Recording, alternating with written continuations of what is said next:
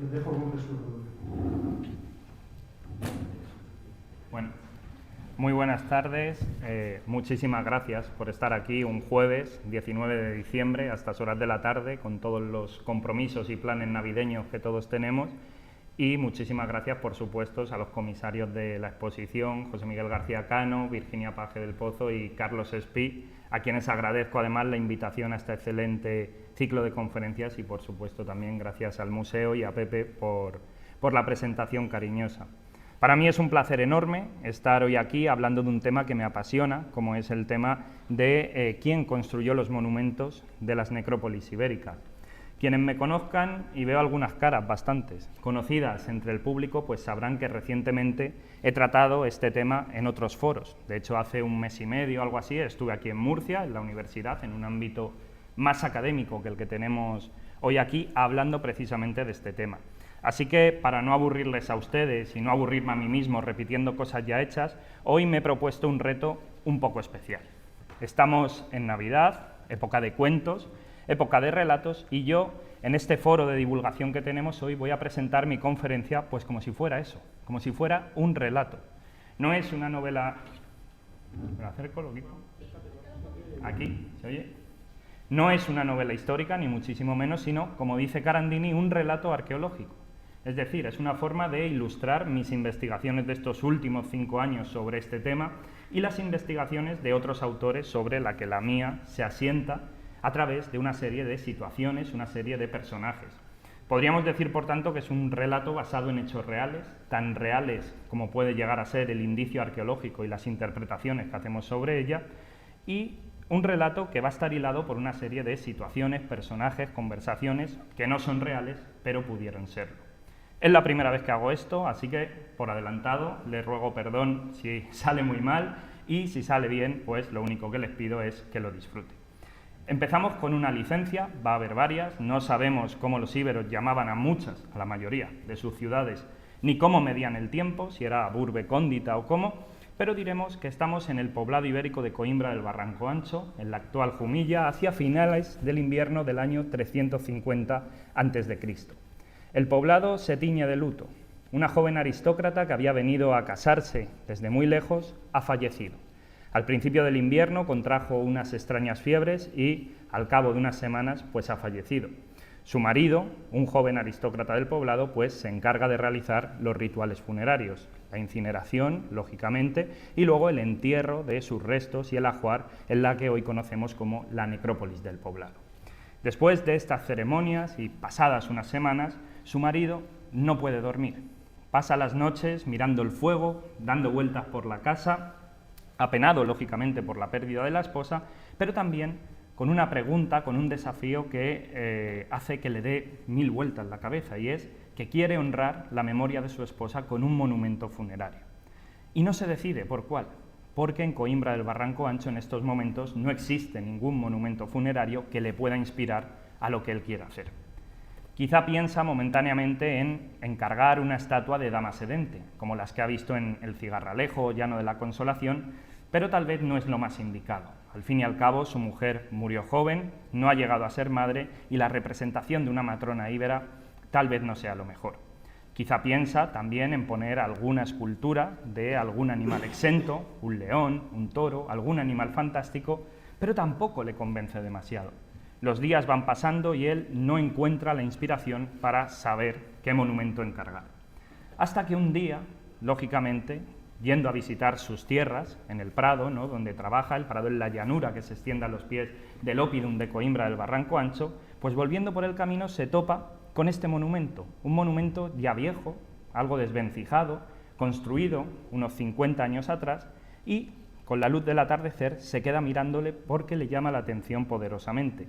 Se fija en la altura de este monumento de tipo pilar estela, que así es como se llama, y le llama la atención esta cornisa, o nacela de gola, es el nombre técnico, con una serie de personajes de damitas talladas en alto relieve y tumbadas sobre la superficie.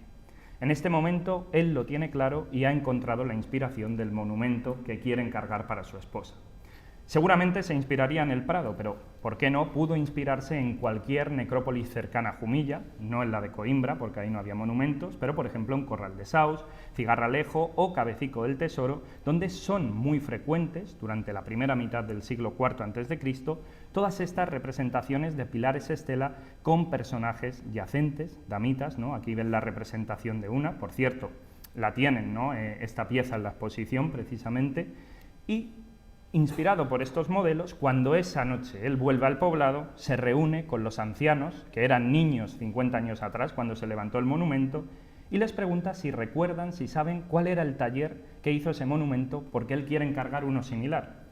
Y en ese momento un anciano le dice que claro que sabe cuál es el taller, porque le dice que es el taller principal que trabaja en esta región.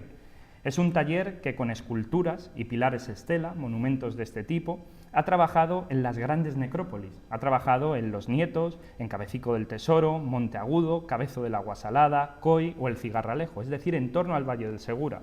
Un taller que incluso estuvo en el Prado haciendo aquel gran monumento que le encargaron no para una tumba, sino para marcar un punto conmemorativo en el camino, e incluso, le dice el anciano, este taller ha llegado a trabajar hasta Corral de Saus. Y, de hecho, a medio camino entre nuestro poblado, Coimbra y Corral de Saus, ha realizado un pilar estela en Caudete. Otro anciano que estaba por allí escuchando la conversación se suma y dice que efectivamente, que él ha visto un pilar estela de este taller incluso más hacia el interior, en Pozomoro. No la torre aquella de época de los antepasados que un día estuvo en pie y demás, sino un pilar estela que han levantado recientemente e incluso le han dicho, pero de esto ya no está seguro, que también trabajó este taller en Divisosa. Así que los dos ancianos motivan al joven protagonista a que vaya a Cabecico del Tesoro, que es donde el taller tiene la sede, a encargar uno de estos monumentos, porque no hace falta que se lo digan, pero un taller de escultura y arquitectura tiene una logística, requiere una serie de personal, de materias primas, de mecanismos y también de estancias para la transformación de la materia prima que impide que cuando es itinerante vaya como los comerciantes, los buhoneros que van llamando a las puertas de los ópida ofreciendo sus productos, ¿no? Un taller, en cambio, de esas características, lo que le dice el anciano es que tiene que ir el comitente, nuestro protagonista, desde Coimbra hasta Cabecico del Tesoro, encargar el monumento, negociar allí cómo va a ser el diseño, cómo van a ser las condiciones logísticas para hacerse, y luego ya, una vez que haya trato, vendrá el taller a hacer aquí el monumento. Así lo hicieron 50 años atrás, cuando vinieron a levantar el monumento del Prado, y seguramente así lo harán en este caso, porque así funciona el taller. Entonces, emocionado, al amanecer del día siguiente, nuestro protagonista se marcha desde Coimbra del Barranco Ancho, raudo, a caballo, hasta Cabecico del Tesoro. Cuando llega al poblado no le cuesta nada encontrar la casa del maestro del taller y enseguida le expone su demanda. Quiere realizar un monumento de tipo pilar estela para la sepultura de su difunta esposa.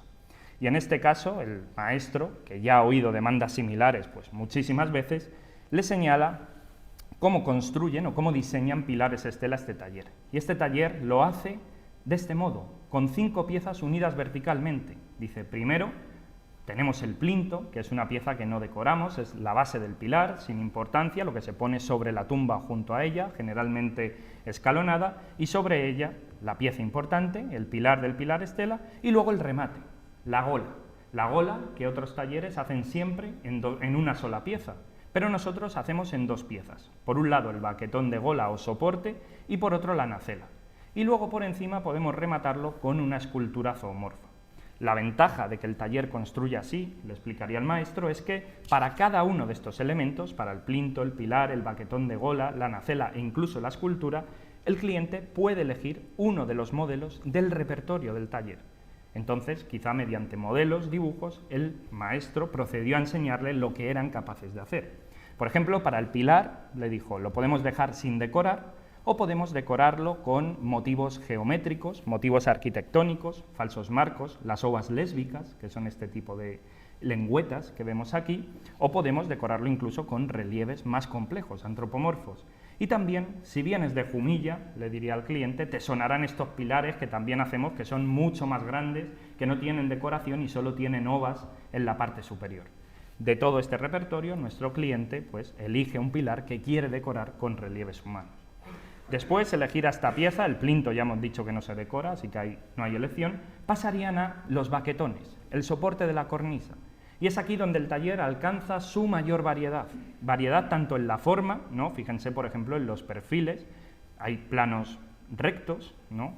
Planos inclinados, quimas, ¿no? Que son estas curvaturas complejas en forma de S, planos reentrantes, y luego una gran cantidad de decoraciones, desde algunas muy sencillas, puramente geométricas, platabandas, grecas, hasta otras arquitectónicas, estas ovas lésbicas y jónicas, estos motivos de aquí, y luego otro motivo que desarrolla mucho el taller son los motivos fitomorfos, estas marañas de elementos vegetales que se entrelazan, que salen unos de otros, en la vegetación que surge, ¿no? Pues de este repertorio el cliente va a elegir un baquetón, tronco piramidal, con perfil inclinado, y con esta decoración, ¿no?, de vegetación. Y en cuanto a la nacela, antes siquiera de que el maestro diga nada, el cliente lo tenía claro porque venía inspirado, como hemos visto, por el Prado. Y quiere una de esas nacelas que tienen relieves humanos en su parte superior, ¿no?, que tienen estos relieves. Observa los otros tipos que hace el taller, pero no le convencen demasiado. Por un lado esta, con volutas en las esquinas y sin decoración, y luego de nuevo los motivos fitomorfos, es decir, la misma decoración que se pone en los baquetones, pues a veces el mismo taller la talla también en las nacelas. Y como remate del pilar, como remate del monumento, entre el repertorio zoomorfo de toros, leones, caballos que hace este taller, elige la escultura de un toro. No sabemos por qué, cuáles son las causas simbólicas, estéticas, las razones que habría detrás de esta elección, pero las hay. Ahora bien, nuestro cliente elige dentro del repertorio del taller, pero claro, el monumento es para su esposa y tiene que personalizarlo. No está eligiendo, ¿no?, como quien elige de un menú del día, sino que tiene una serie de demandas particulares. Por ejemplo, para el baquetón le pide que dentro de esa maraña de elementos vegetales se inserte, al menos en una y quizá en dos de las caras, el símbolo de la granada. La granada, que es un símbolo funerario por excelencia en el mundo antiguo, ¿no? Ese es el motivo de la elección probablemente. No hace falta pensar en el mito famosísimo de Perséfone, sino que realmente una granada es un fruto que representa muy bien esa idea de renacer, de la vida que nace de la muerte, ¿no? Pensad en una granada, es un fruto que parece una cáscara, parece que está seco, sin brillo casi, ¿no?, pero cuando lo abrimos está lleno de muchísimos granos, fertilidad, de color rojo, acuosos, es decir, está lleno de vida, ¿no?, de vida que nace de un objeto aparentemente seco e inerte. Pues el taller tuvo, ¿no?, en el diseño que introducir ese motivo. Algo más extraña fue la demanda particular que tenía para la nacela, y es que el taller estaba acostumbrado a poner como motivos en las nacelas damitas, y en este caso le pidió personajes masculinos, probablemente guerreros, que vemos, está la pieza deteriorada, pero con faldellín corto, es una demanda que hizo el cliente. Ahora, donde el taller sí que tuvo que echar el resto es al hacer el pilar, porque ahí el cliente le pidió, probablemente, de nuevo hay discusión, de esto ya les hablaría Carlos Espí sobre cuál es el motivo, ¿no?, que se representa aquí, pero podemos decir que le pidió en el pilar, dentro de esos relieves antropomorfos, quería representar una procesión fúnebre con una escena de despedida o acogida en el más allá. Esto es un reto para el taller, que el taller va a tener que cumplir haciendo uso de su repertorio y de lo que sabe hacer, de su conocimiento técnico. Por ejemplo, para representar la procesión, esa idea de marcha ordenada, lo que hace es representar en tres de las caras, a razón de uno por cara, una serie de jinetes. El modelo del jinete es un modelo propio de este taller. Fíjense en este pilar de otro monumento, de Corral de Saus, ¿no? De hecho, los tienen juntos también en la exposición, ocasión única, ¿no?, para verlos y compararlos, pues es un modelo del taller que, fíjense cómo la postura del caballo es el mismo, las medidas son muy similares, hasta el punto que, según el estudio que hacen Teresa Chapa e Isabel Izquierdo, se pueden superponer porque encajan uno y otro monumento casi al centímetro, como se observa en este caso, y el taller en este caso lo que está haciendo es elegir este modelo para representar la marcha de esa procesión. En Corral de Saus lo había hecho con un gran escudo, que se ve por aquí, y en Coimbra del Barranco Ancho los personajes marchan sin armas, a excepción quizá de uno, ¿verdad, Carlos? Marchan en esa procesión sobre caballos ricamente enjaezados, pero es el modelo del taller que se está adaptando para conseguir este significado preciso. Y en cuanto a la escena de despedida o acogida en el más allá, pues está claro, el taller tiene que hacer uso de algo que había aprendido del mundo griego.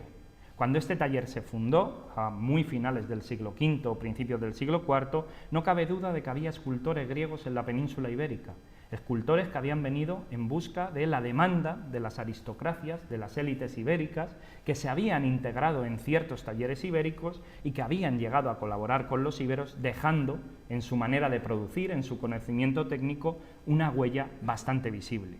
Y en este caso se puede ver que esta escena de acogida o de despedida sigue el modelo de las escenas áticas de despedida, ¿no? Sigue el modelo en general, pero se adapta, porque el cliente es íbero, arquitectónicamente, no es una estela, sino un pilar, e iconográficamente. Fíjense cómo los personajes se proporcionan a la íbera, visten a la íbera, la silla es distinta, es una silla de tijera, no es la que suele aparecer en las estelas griegas, porque el significado es íbero, en este caso, no es griego, ¿no? ¿Qué es lo que nos queda tras esa adaptación? El modelo general y el detalle. El detalle, que es aquello que a los talleres, pues, o cuando se produce, mejor dicho, un intercambio de conocimiento, no interesa, porque son aquellas cosas muy insignificantes. Es decir, si yo aprendo a hacer este modelo de estela, yo me puedo fijar y puedo reflexionar y replantear y adaptar cuántos personajes va a haber, qué tamaño van a tener, cómo van a estar vestidos, pero hay cosas que son tan insignificantes que ni siquiera me replanteo, y ahí es donde se ve la huella de dónde viene este conocimiento. En este caso, ese detalle, como vio el profesor García Cano, es que la escultura tenga este marco, este reborde, y sobre todo que los personajes lo superen con la parte trasera de su cuerpo. Este es un detalle, un rasgo estilístico que aparece en las estelas áticas a partir del año 400, es cuando se empieza, ¿no?, a intensificar, es decir, coincide bien en el tiempo con esto. Lógicamente no es el único lugar donde se ve la huella de cuando artesanos griegos trabajaron en este taller o al menos contactaron con este taller. Por ejemplo, en ese pilar Estela del Prado, el modelo de la decoración que aparece es el mismo que vemos en los capiteles de Anta del Erecteion, de nuevo adaptado arquitectónicamente, porque fíjense que es un pilar, no es un gran capitel de Anta, y adaptado iconográficamente. A las ovas aparecen dadas la vuelta, fíjense aquí la punta hacia abajo y aquí hacia arriba, pero el modelo se mantiene, un modelo que, por cierto, antes del Erecteion no existía, y el detalle también. El detalle en este caso es que las ovas están rellenas, no están vacías, son convexas. Y otro detalle más que nos habla de la relación de este taller con escultores que muy probablemente vienen de Grecia continental, y es este tipo de flor, que de todos los talleres ibéricos que existen solo es realizada por este taller, y es un tipo de flor que encontramos en las estelas áticas. Bueno, pues con todas estas demandas y demás, al cabo de unos días, de unas semanas, el taller le presentó al cliente el monumento. Claro, el monumento todavía no había sido esculpido, porque hemos dicho que este taller es itinerante y trabaja allí donde se va a construir el monumento. Entonces se lo enseñarían mediante dibujos o mediante una cosa que sabemos que existía porque aparece en las fuentes griegas y romanas, que lleva aquí en la mano el aprendiz, que es el paradigma, ¿no? Es el modelo que se solía hacer generalmente en cera, y era un modelo del edificio a realizar sobre el que el cliente podía ir introduciendo toda esta serie de modificaciones que hemos visto, añádeme esto, quítame esto otro, hasta finalmente dar el visto bueno, ¿no? Y cuando se da el visto bueno hay que tener en cuenta una cosa, porque pensamos que la escultura, ¿no?, y así ya empiezo a responder a esa pregunta de quién construyó los monumentos de la necrópolis ibérica. Efectivamente, ¿quién lo construyó? Los talleres, pero no solo los talleres. Son tan importantes los talleres como los que encargan el monumento, porque el monumento, como hemos visto aquí, es el resultado de una discusión entre lo que el cliente quiere y lo que el taller puede. Es un término medio. Aquí hemos visto cómo había una serie de demandas particulares y el taller las soluciona o trata de solucionarlas como sabe hacerlo, ¿no? Y eso lo que genera es una cosa muy bonita, y es que los pilares estelas se parezcan todos entre sí, porque vienen de un repertorio arquitectónico y decorativo común, ¿no? Incluso los repertorios de varios talleres se parecen, es decir, generan un lenguaje arquitectónico de poder. Tú ves un edificio de este tipo y sabes que es importante, y por otro lado, cada monumento, aunque se parezca, es único porque tiene estas pequeñas demandas, pequeñas variaciones que hace que cada monumento sea único. Pues una vez acordado cómo va a ser el diseño del monumento, ahora sería el maestro del taller el que le preguntaría al cliente una serie de cosas relacionadas con la logística. Le preguntaría, por ejemplo, dónde lo van a hacer, ¿no?, en Coimbra del Barranco Ancho, de qué plazo disponen, qué van a recibir a cambio, ¿no?, cuál va a ser el pago en una sociedad todavía sin moneda, ¿no? ¿Dónde se van a alojar mientras trabaja? ¿De dónde pueden sacar la piedra? Si van a estar ayudados o no por población local que, por ejemplo, les ayude a llevar los carros llenos de piedra, y el cliente tendría que dar garantías logísticas para todo esto. Una vez aclarado todo, se darían la mano, trato hecho, y el monumento está listo para empezar a construirse. Así pues, antes de separarse momentáneamente sus caminos, el cliente le preguntó al maestro, nuestro protagonista, le dijo: oye, ¿cómo va la cosa, ¿no? ¿Cómo va el negocio? Porque me han dicho que sois un taller que trabaja mucho, ¿no? Que cubre gran parte de la demanda. ¿Cómo lo tenéis para esta temporada? ¿Tenéis muchos encargos? Y entonces el maestro diría: bueno, pues hay cosas, pero la verdad es que ya no es lo de antes. Ya no es como cuando mi abuelo fundó el taller o cuando mi padre lo dirigía hace unos años, porque últimamente los monumentos se caen, porque nadie los cuida. Los monumentos se están cayendo y se están rompiendo, e incluso me atrevo a decir que algunos los están destruyendo. Aquí mismo en Cabecico del Tesoro algunas mañanas aparecen los monumentos tirados por la necrópolis. A mí eso no me importa, sino que lo que me importa como maestro es que nadie nos llama para reparar estos monumentos, ni nos llama tampoco para sustituirlo. Cada vez menos gente reclama monumentos como reclamaba a principios de siglo cuando mi abuelo y mi padre llevaban el taller. Deseándose suerte, el camino, ¿no?, de nuestros dos protagonistas se separa aquí momentáneamente.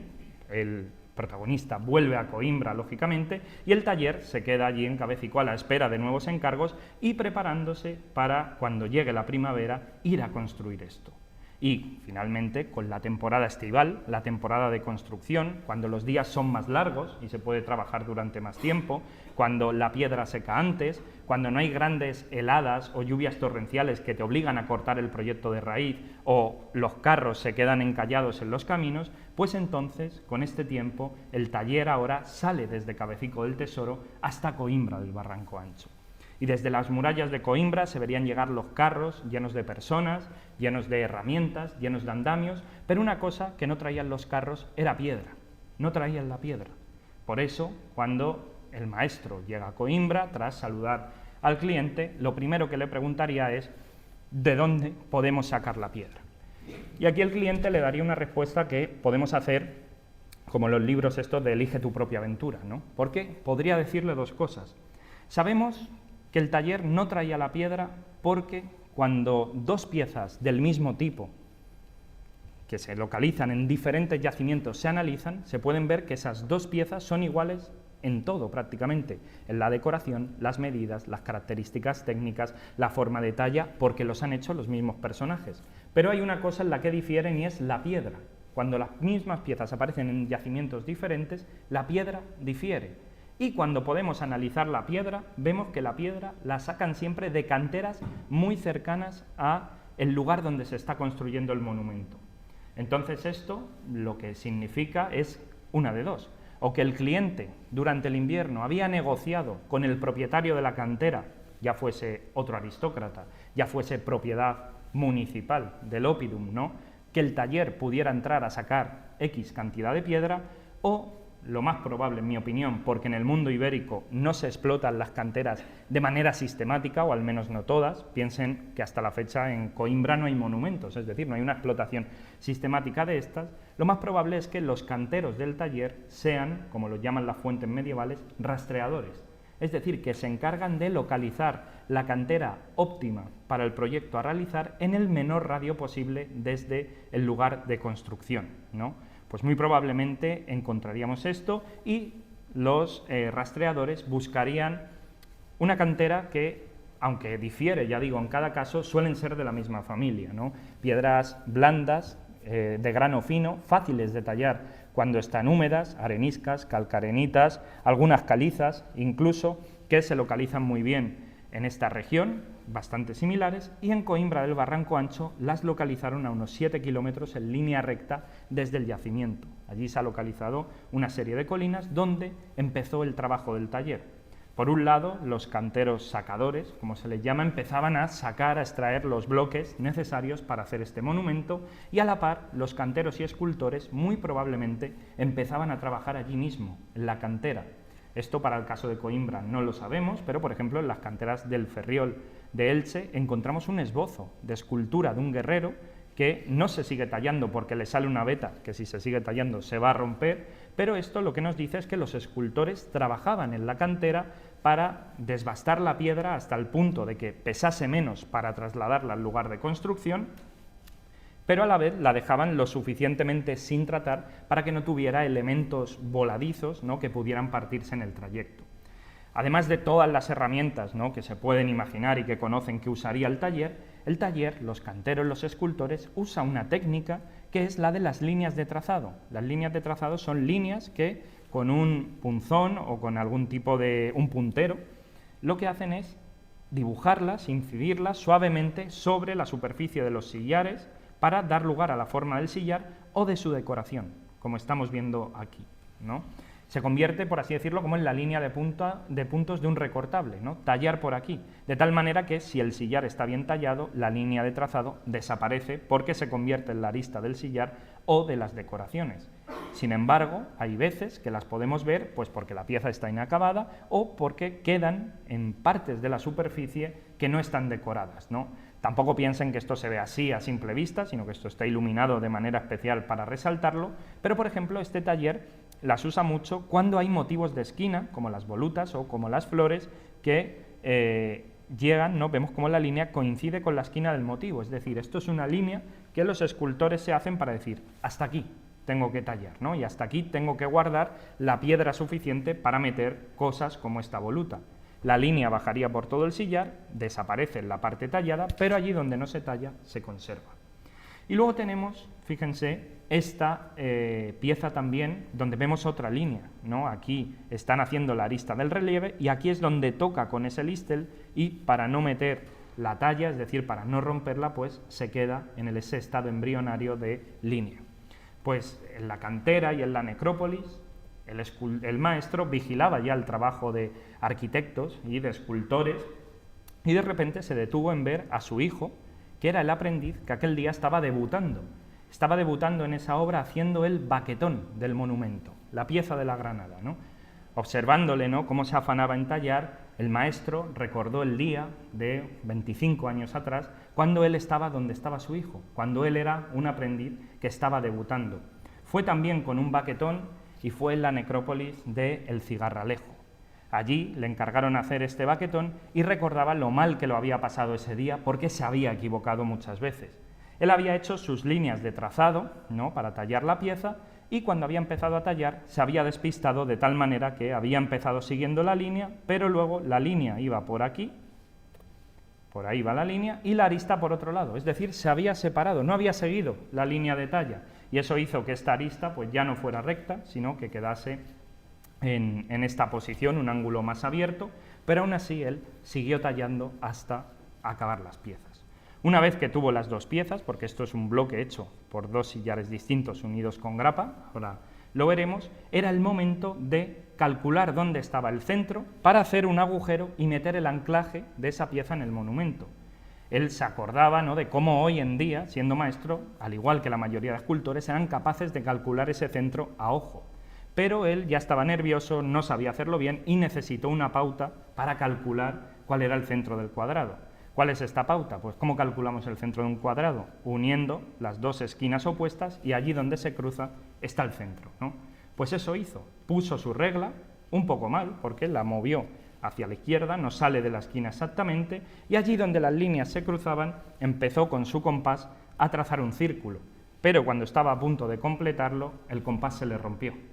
Y fue al herrero del taller a que se lo reparase y cuando volvió se dio cuenta que quizá eran los dioses los que habían roto su compás porque se había equivocado, había hecho el centro demasiado abajo. Así que volvió a mirar la pieza y decidió, un poco a ojo, confiado ya un poco en sí mismo, subir el centro unos centímetros más haciendo una nueva línea de trazado que esta sí, con este círculo, luego lo talló para hacer el agujero donde se iba a meter el anclaje. Pero ¿cuál es el problema? Que la arista había quedado torcida y la línea no había quedado bien puesta. Y por eso el centro, que debería estar por aquí y quedar medio centro en cada una de las piezas, pues había quedado hacia abajo y hacia la izquierda. Se había equivocado.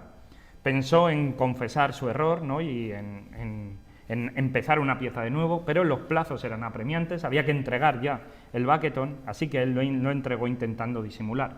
Cuando lo entregó al arquitecto, sin mirar la pieza, hizo una línea de posición. Esto ahora lo veremos, las líneas de posición son líneas que no guían el proceso de talla, sino que dicen cómo debe colocarse la pieza que va encima de esta. Es como cuando nosotros queremos colgar un cuadro recto, ¿no?, que cogemos el nivel y el lápiz en la pared, algo similar, líneas incisas, y esto lo que nos dice es que sobre esta pieza iban a poner una gola de gran tamaño, es decir, el remate, la pieza que iba sobre esta, tenía una base muy grande, porque fíjense que su base ocupa todo, a excepción de unos centímetros del borde. Pero ¿cuál es el problema? Que como el centro había quedado descentrado, si ponemos una gola grande, el monumento se caía la parte superior. Así que tuvieron que sustituirla de urgencia por una pieza mucho más pequeña, con nuevas líneas de posición, fíjense en la base que tiene, y luego tuvieron también que moverla en la misma dirección que el centro, hacia abajo y hacia la izquierda, haciendo nuevas líneas de trazado, ¿no?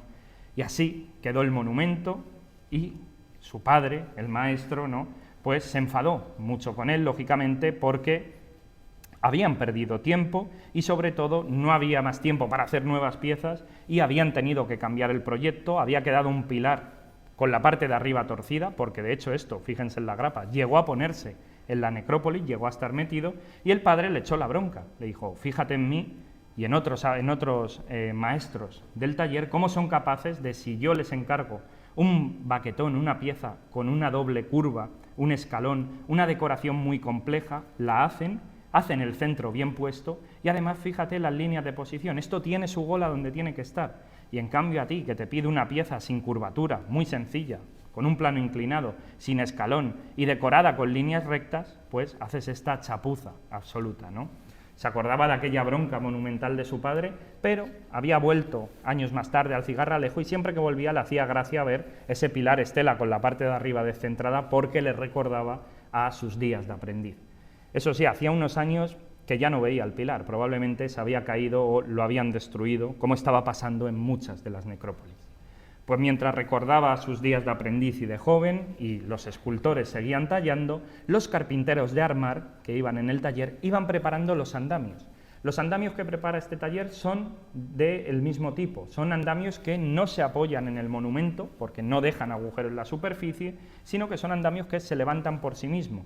Para trabajar a grandes alturas serían estos modulares, y para trabajar a alturas medias bajas, pues bastaría con estos, de tipo caballete, ¿no?, algo parecido a este, que para este pilar serían suficientes. El pilar tiene una altura desde el suelo original de unos 3 metros, considerando, ¿no?, que está sobre una tumba, ya, es decir, tiene cierta elevación, y con algo de este tipo es suficiente para colocar las piezas y trabajar en altura. Y también prepararían los mecanismos para mover las piezas en obra, ¿no?, mecanismos que el taller usaba, que eran de este tipo, ¿no? Esto es cuando se movió de un museo a otro el pilar Estela del Prado, pero me gustan mucho estas fotos porque dan una buena idea de cómo eran estos mecanismos, porque los mecanismos para mover tampoco dejan huella en las piezas, es decir, las piezas no tienen machones, como en el mundo griego, ¿no?, para enrollar cuerdas, ni agujeros para meter, como en el mundo romano, castañuelas o pinzas Lewis que se insertan y tiran de la pieza hacia arriba, ¿no? Serían juegos de cuerdas, de cinchas, como vemos aquí, o cuñas de presión. Esto era lo que el taller había estado usando en los monumentos y usó para las piezas, a excepción de la más pesada de todas, en la que empleó una innovación técnica. Hizo en cada una de las caras de este pilar un agujero que penetra unos centímetros en la superficie y que, según Teresa Chapa e Isabel Izquierdo, servía para hacer un armazón, para insertar un armazón de madera o metálico de protección que permitiese, con algún mecanismo, la elevación y el movimiento más fácil del bloque. Pues así se iban poniendo pieza sobre pieza y los carpinteros preparaban los anclajes, porque claro, recuerden que este taller construía poniendo una pieza sobre otra, pero eso se cae, hay que anclarlo. Para anclarlo preparan las espigas. Las espigas son vástagos de madera, bien devastados, que conectan generalmente 2 o más piezas. Hoy en día no nos queda ninguna, porque son de madera y se han perdido, nos quedan los agujeros que hicieron para meterlas. Ojo, estos agujeros siempre tenían que tener un diámetro mayor que la pieza de anclaje. ¿Por qué? Porque si tiene el mismo diámetro, la pieza no entra bien, y aparte de eso, otro problema que tiene es que si la madera coge humedad y está en un hueco muy apretada, pues se hincha y puede fragmentar la piedra, como he dicho, blanda, tierna, o puede dañarla en la que se hacen estos pilares. Por eso tienen que hacerlas de menor tamaño que el hueco, pero eso nos genera otro problema. Si metemos una que tiene menos diámetro, ¿qué pasa? Lo contrario, ¿no? Que las piezas bailan como si fuera un tornillo suelto. Por eso el taller, después de que los carpinteros hayan preparado esto, usan ayuda del trabajo del yeso. Completan el espacio que queda entre la pieza de madera y el hueco de la superficie con yeso en estado líquido, semisólido, para darle solidez, para rodearlo y que quede bien fijado, ¿no? Y esto explica por qué, además de los agujeros, que eran una innovación en el pilar de Coimbra, el taller volvió a hacer aquí otra cosa que había hecho en todos los pilares, que es insertar en la parte, en uno de sus laterales, ese agujero, conectarlo con un plano inclinado con el agujero de la base. ¿Por qué? Porque cuando era la hora de unir el plinto con el pilar, se ponía el plinto, se ponía las pigas, se cubría con yeso hasta la mitad y luego se asentaba el pilar sobre él. ¿Y por dónde metemos el yeso, ¿no? Si aquí no hay un agujero transversal como arriba? Bueno, pues podría ser quizá desde ese orificio lateral. Desde ahí pudo entrar el yeso, que todavía en el pilar de Coimbra del Barranco Ancho se puede apreciar, todavía se ve, ¿no? Es yeso, no es plomo, no fijan con plomo, usan el yeso para esto. Así unen las piezas verticalmente y horizontalmente, ¿cómo? Bueno, pues este taller, si puede evitar unir las piezas horizontalmente, lo evita. ¿Por qué? Porque les gusta trabajar con elementos monolíticos. Es decir, si pueden, hacen una pieza por bloque de piedra. Pero ¿qué pasa? Que, como he dicho, son itinerantes y van buscando canteras, y aunque las canteras son parecidas, no todas son iguales y dan anchos de sillares distintos. Y eso a veces les obliga a tener que hacer una pieza, como la del aprendiz que hemos visto, en dos bloques distintos y unirlas mediante este sistema de anclaje, que son grapas de hierro que prepararían los herreros. Se meten media grapa en una pieza, media en la otra y queda anclada. Y luego la cubren, la tapan con yeso para disimular y para protegerla. El yeso, que es muy importante, porque cuando las piezas se van acabando de trabajar, o quizá cuando se va montando el monumento, pues se iba policromando. Todo este monumento estaría pintado, hoy no conserva una traza, pero conserva una cosa muy curiosa, y es que en uno de estos agujeros que hicieron para meter el armazón se conserva todavía un tapón de yeso. Hoy resulta claramente algo estrafalario y visible, pero el objetivo de esto es, cuando se pinta la superficie, tapar, disimular el agujero que hemos hecho durante el proceso de talla, ¿no? Pues así se iba completando el monumento, y para completarlo, el arquitecto, sobre algunas de las piezas, iba trazando esas líneas de posición que hemos visto antes. ¿Por qué? Porque en un monumento, como ven aquí, no todo queda perfectamente alineado, es decir, las aristas de una pieza inferior no coinciden con la superior. Tienen una serie de entrantes, de vuelos, ¿no?, para dar esa serie de formas, y, por ejemplo, en el baquetón de este monumento, lo que se puede ver es que tiene un margen de unos 2 centímetros para decirnos, aquí lo he exagerado un poco con la foto, que el baquetón no va justo con la arista del pilar, sino que tiene que ir centrado para dejar a cada lado un par de centímetros de vuelo, ¿no? Es una forma de colocarlo. Por cierto, ahora que vemos la foto entera, en el pilar de Coimbra del Barranco Ancho prácticamente todos los elementos son monolíticos en una sola pieza, a excepción de una de las más anchas y robustas, como es el plinto. El plinto está hecho en 2 piezas con ese sistema de grapas. No he podido conseguir una foto, no la he encontrado, sé que la tengo pero no la he encontrado, está en el Museo de Jumilla el plinto y se puede ver el resto de la grapa, que es como el resto de elementos, ¿no? Igual que en el resto de elementos de este taller de otros yacimientos, pues encontramos estas líneas guía, no de trazado, sino de posición, de cómo se deben ir colocando. Bueno, pues pieza tras pieza se iba completando el monumento y ya estaba preparada, ¿no?, la gola y el toro, ya estaban hechas, y era el momento, por tanto, de colocar aquella pieza que estaba haciendo el aprendiz, el hijo del maestro, el baquetón. Pero cuando fue a entregarla, el padre se dio cuenta de una cosa: la granada no estaba acabada. Le quedaba muy poco, pero una de las granadas había quedado con la superficie muy plana y no tiene el reborde que vemos y la curvatura en el resto de motivos. De hecho, tiene por aquí lo que parece ser una línea de trazado. Claro, el hijo, apurado, ¿no?, dijo: dame un par de días más y la acabo, pero el padre le dijo que no, que los plazos eran los que eran, las piezas estaban listas, la pieza ya valía para colocarla en el monumento y había llegado el momento de ponerla, ¿no? Y lejos de echarle una bronca monumental como la que le echó su padre, le dijo que no se preocupara, porque él en su primera pieza, además de todo lo que había liado, también estaba inacabada. En una de las caras había hecho 4 platabandas, 4 franjas de estas, y en otras solo 3, no la había continuado. Y de hecho en la que había hecho 3, había dejado sin acabar la decoración, no la había llevado hasta el final y además había quedado sin pulir, media, ¿no? Está rugosa como se observa aquí. Claro, el padre le dijo que no se preocupara, porque esto pasaba a menudo cuando los escultores trabajaban para un proyecto arquitectónico, porque en un proyecto arquitectónico no es como cuando se hace una escultura exenta, sino en un proyecto arquitectónico mandan los plazos y las necesidades de los arquitectos, del edificio. Y puede darse el caso de que la pieza sirva para colocarse, es funcional, pero tiene la decoración sin acabar. Y en ese caso, si el plazo lo exige, tiene que ponerse en la obra y luego le diría al padre, ya veremos qué hacemos, si lo disimulamos con pintura, si no decimos nada, si no se nota mucho, o si hacemos alguna rebaja al cliente.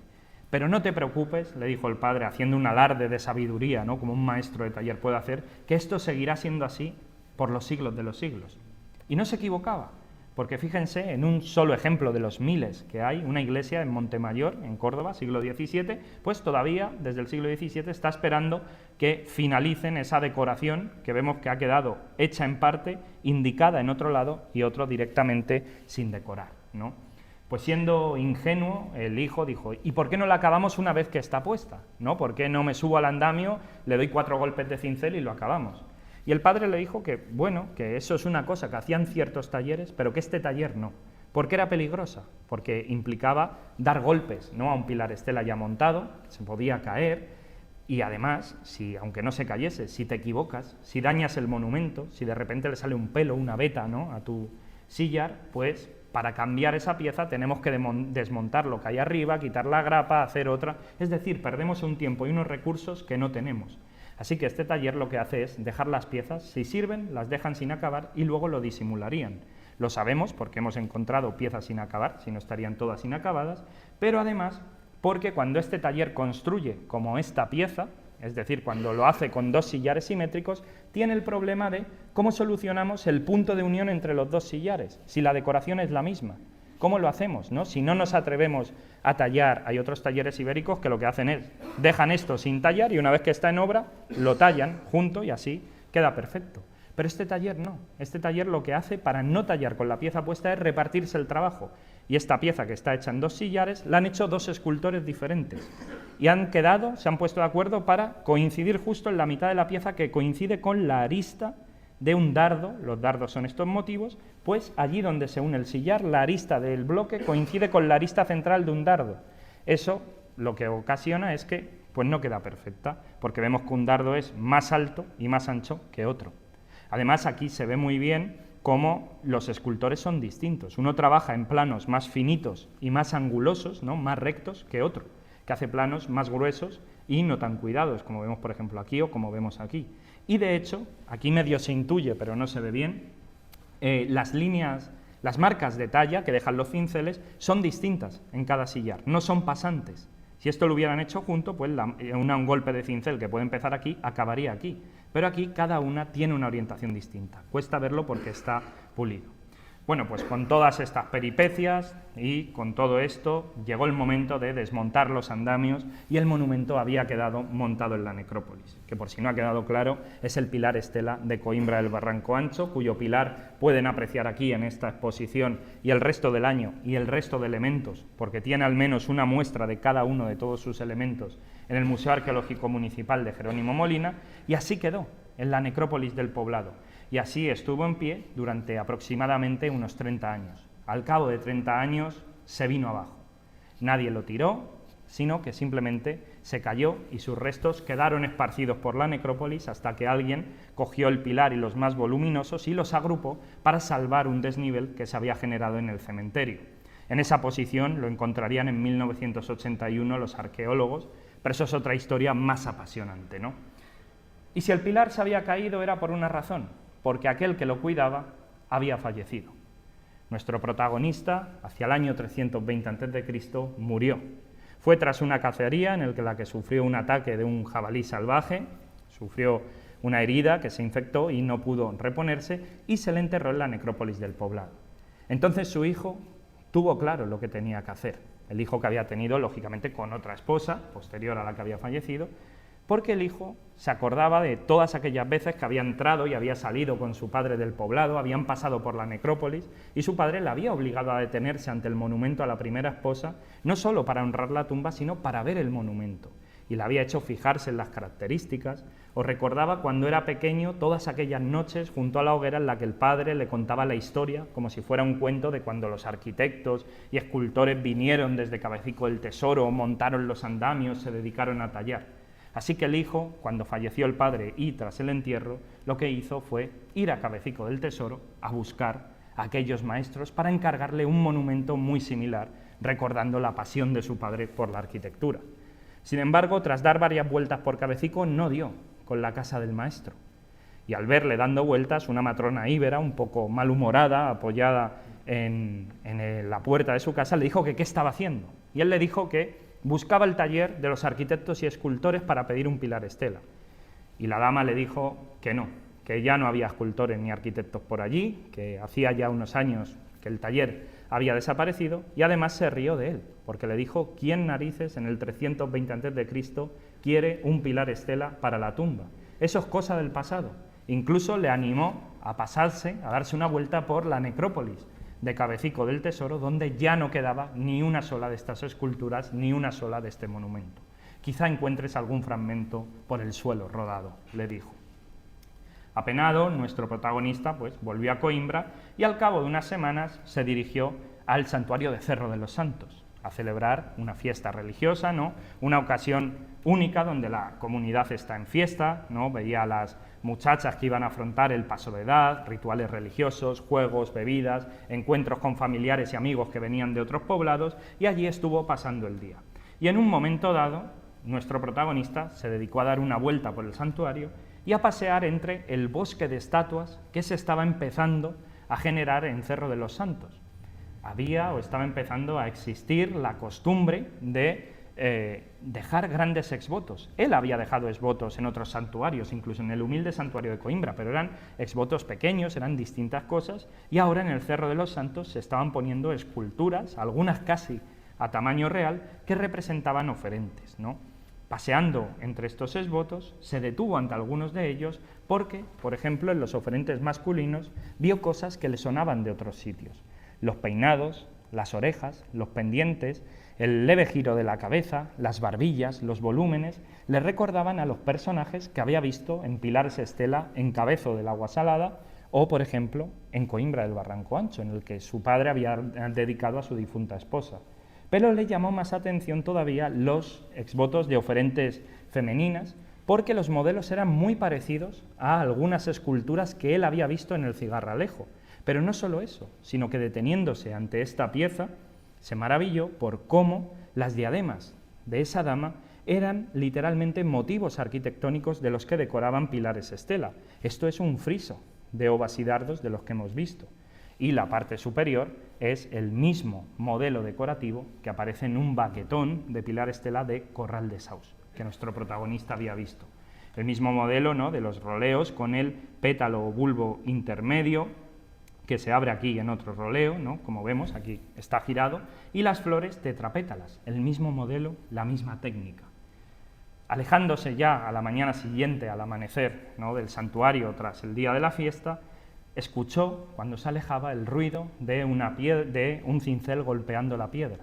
Atraído por el ruido, se acercó y descubrió a un escultor que estaba trabajando en la elaboración de una de estas damas, ¿no? Y él, ya desesperado, le dijo: «Oye, ¿hacéis monumentos funerarios del tipo Pilar Estela?».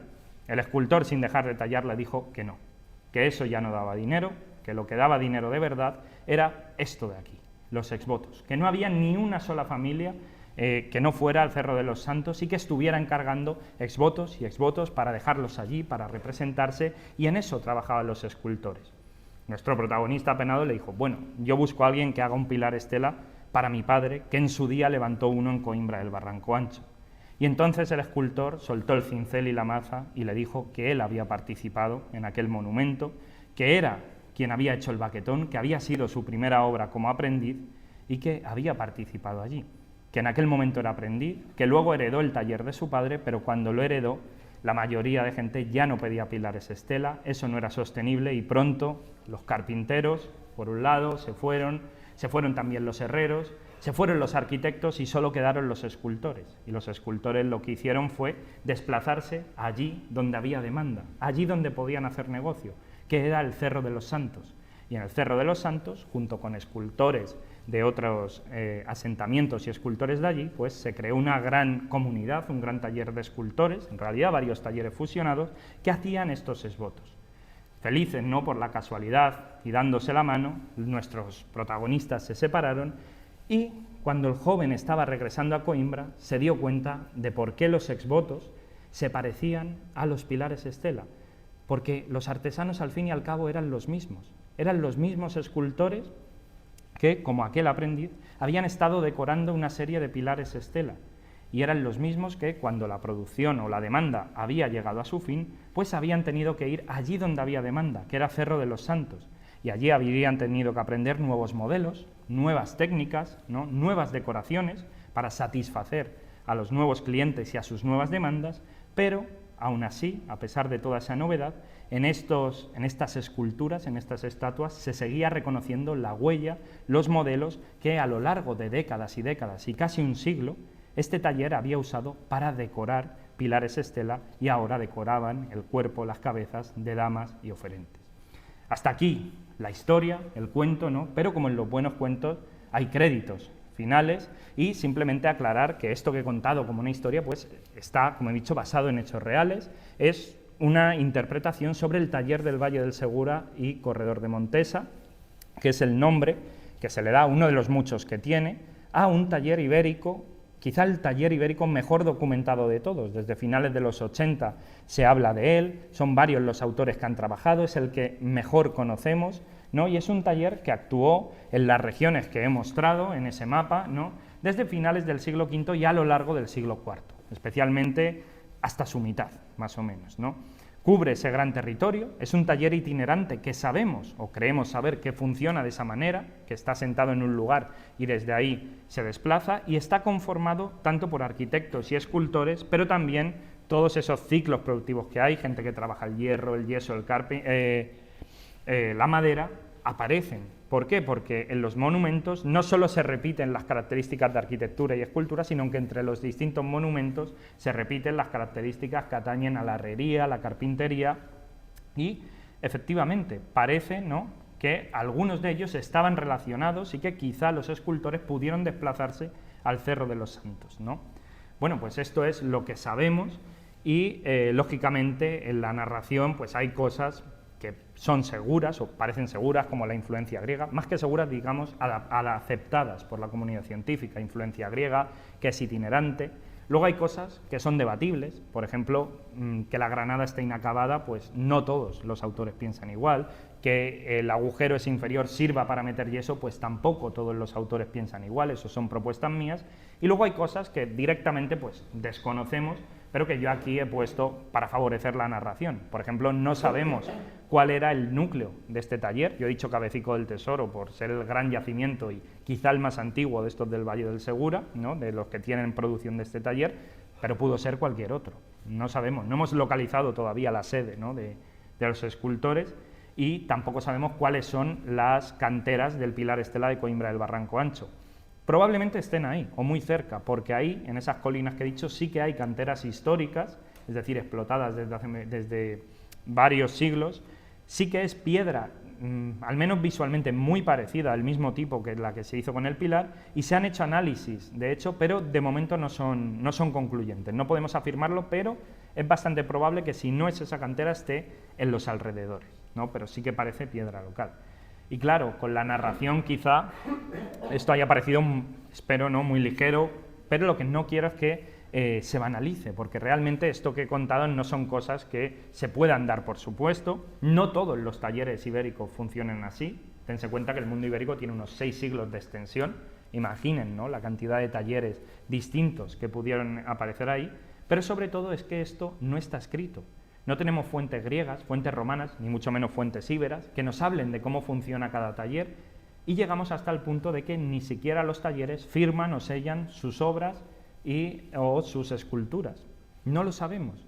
Entonces, lo único que tenemos es esto, centenares y centenares y centenares y centenares de piezas localizadas en los fondos de los museos que hay que estudiar una a una, hay que clasificar y hay que agrupar, viendo qué características comparten y en cuáles se diferencian, tratando de agruparla en una serie de talleres. Y una vez agrupada, pues tratar de ver, estudiando la piedra, estudiando cómo se ha tallado, estudiando si están acabadas o no, cómo trabaja el taller, ¿no? Es un trabajo en el que hay que centrarse pues, no solo en las piezas más grandes y más bonitas y mejor conservadas, sino realmente en todas ellas.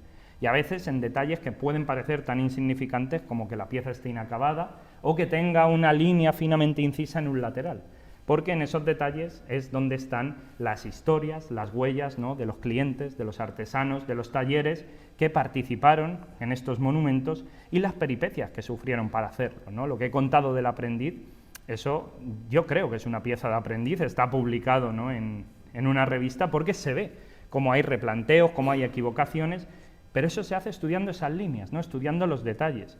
Es un trabajo, como imaginarán y como compañeros, ¿no?, aquí presentes, Carlos Espí, José Miguel García Cano, José Fenol, les podrían hablar al respecto, pues es un trabajo pesado de catalogación, de observación y luego de interpretación muy duro, ¿no?, pero merece la pena totalmente, ¿no?, si al menos una vez al año, aunque sea por Navidad, ¿no?, como el del anuncio, puedes salir del fondo del museo y venir a contar historias tan interesantes, espero, como la que he contado yo hoy aquí. Por mi parte esto es todo, muchísimas gracias.